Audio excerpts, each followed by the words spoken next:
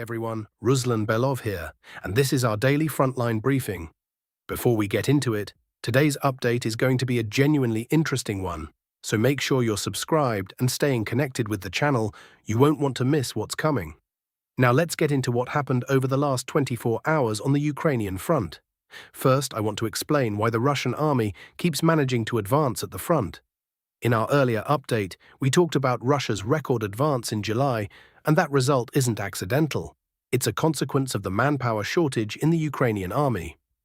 I explained recently how combat is currently unfolding at the front line, so let me briefly recap why that matters, because it helps explain why last month was a record for advances and why August will likely be strong too.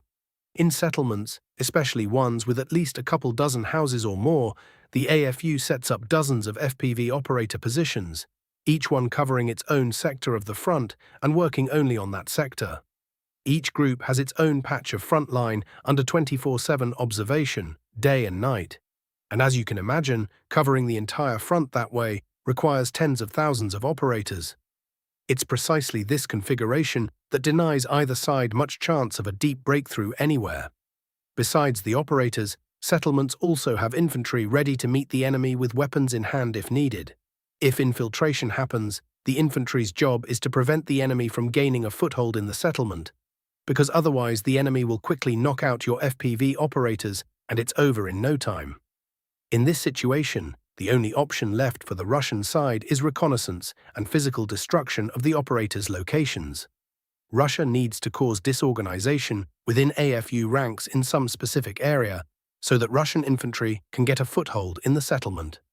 One more important point in the standoff between the Russian armed forces and the AFU. The AFU penetrates somewhat deeper into the Russian army's rear than the Russian army does into the AFU's rear. Supplying troops at the front is a bit easier for the AFU, largely thanks to Starlink.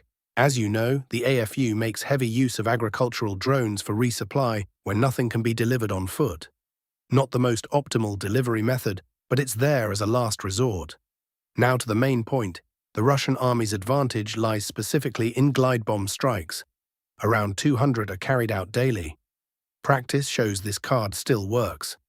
Beyond hitting infantry, its main task is to eliminate FPV operators, or at least sow disorganization in their ranks, giving Russian infantry the window to leave their trenches and take the Ukrainian trenches.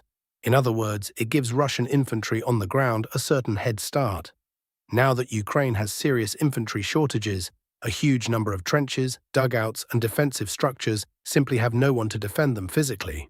Positions are held, at best, by one or two soldiers who sit there for weeks, since rotation from the front line is very difficult for both sides. And when Russian aviation manages to disorganize the FPV operator ranks, Russian infantry tries to exploit that window of opportunity. In the northern part of Kharkiv region, settlements are small, with just a handful of houses, so this Russian strategy is starting to bear fruit. It's quite possible we'll see major Russian advances in Kharkiv region in August as well. At least, that's what I expect. So friends, the front is shifting, and it looks like the Ukrainian army is gradually being worn down. Keeping up this tempo of fighting and strikes is far from easy, and without Western support, I think this would have all been decided long ago. Now let's move to the front line, because there are some very important developments to talk about. Starting with the Kramatorsk direction, where news has come in that the Russian army managed to advance north of Vasyutinske, moving west toward the city while bypassing the small settlement of Pervomyska on both sides. OSINT sources report that the Russian army is now just 4.7 kilometers from the outskirts of Kramatorsk, a surprisingly fast pace lately for this stretch of front, advancing toward these two urban agglomerations. Reports indicate that drones, glide bombs and so on are hitting Sloviansk and Kramatorsk every day. The cities are gradually becoming an active combat zone, and most of the population has left.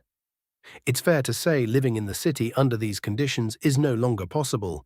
At any moment a glide bomb could come down and take out half an apartment block. I wouldn't be surprised if Russian infantry manages to get a foothold on the edge of Kramatorsk in August. Of course, that's a very, very difficult task, since firing positions line the apartment blocks right along the city's edge, and the outskirts and several kilometers around them are covered very tightly day and night. But I wouldn't be surprised if it happens. Both Kramatorsk and Sloviansk are large cities, almost like Stalingrad in World War II in scale, but now the amount of infantry on both sides is far, far smaller. We already saw how the AFU performed in Mykolaivka. They simply don't have the infantry for urban combat the way they did in Bakhmut, where the Ukrainian command spent 70,000 fighters, including some of the most trained, battle-hardened and motivated troops. They don't have numbers like that now, at least not for a single city. This is a war of attrition, and it's wearing down Ukrainian forces harder than Russian ones. One more important point worth mentioning, the area right in front of Mykolaivka is one of the most heavily fortified by Ukraine, and watching how easily the Russian army is moving through it in 2026 says something in itself. Back in 2022-2023, the Russian army had essentially no chance of advancing here. The AFU had powerful positions, artillery and plenty of infantry, and tens of thousands of soldiers could have been lost on this relatively small stretch. In 2026, it's a completely different war. And if Starlink starts working against the AFU at full strength across the whole front, they'll face problems they haven't seen in this entire war. In that case, Zelensky would of course want to end the war immediately, but it's unlikely anyone would let him. Now let's move to Mykolaivka, essentially one operation approached from two sides. It looks like the original Russian plan was to get into Sloviansk's rear via the Lyman front, and that clearly failed. There's been no progress there for many months, and Russian command has shifted priority to Mykolaivka. As I mentioned earlier today, there are reports that Russian troops have already gained a foothold in Mykolaivka, and fighting is underway inside the settlement. As you can see, the mappers have marked the Russian army's advance toward this settlement from the east. Mykolaivka and the Sloviansk thermal power plant are very important for the battle for Sloviansk. It looks like this is where the assault on Sloviansk will launch from. This settlement is large and convenient, with plenty of apartment blocks the Russian army will need. Mykolaivka also sits on higher ground relative to Sloviansk. Overall, the autumn-winter campaign will play out here, and it's going to be a very hot one. Now let's move south to the east Zaporizhzhia direction. Over the past 24 hours, objective control footage confirmed that the Russian army cleared the settlement of Lyubimivka and advanced northwest, fully cutting the north-south supply route into Orikhiv. All territory marked in red is now under Russian army control, and the supply road itself is also under fire control and physically controlled. The advance from the line of contact here amounted to 4.3 km, with a total advance area of 7.8 square kilometers. The Russian Vostok grouping released footage of the fighting for the settlement itself, so there's no doubt the Russian army has indeed taken it. There was combat footage and footage with flags. This settlement is now lost to Ukraine. Next in line, further south, are the settlements of Novosolodky and Novomykolaivka. If the Russian army takes them soon, it would form a very strong staging ground, from which the next push could finally close off Orikhiv's supply entirely. If we zoom out and look at the bigger picture around Orikhiv, you can see that the supply road running from the north into Orikhiv is now cut and under physical control. That leaves a single remaining supply route running from Zaporizhzhia into Orikhiv, but fighting continues in general southwest of that settlement as well. There's no fresh information yet on advances there, but I expect Russian forces to keep pushing toward Omelnik, with fighting also continuing around Novoandriivka, and further offensive action to follow toward Novopavlivka, and, in general, toward that remaining supply route into Orikhiv. Around Orikhiv itself, FPV drone crews continue launching strikes, and Russian aviation strikes are also being recorded. But so far, no advances from the south have been confirmed. This advance at Lyubimivka can be called very significant for today, because the supply road coming from the north is now fully under Russian army control. Overall, supply toward the settlements of Novosolodka, Novomykolaivka, and toward Omelnik itself from the north is now cut off. The only remaining supply comes from Zaporizhzhia into Orikhiv, and from there onward to these settlements. I expect the Russian army to advance from the Omelnik direction soon and bring this settlement under control within the next month, possibly sooner.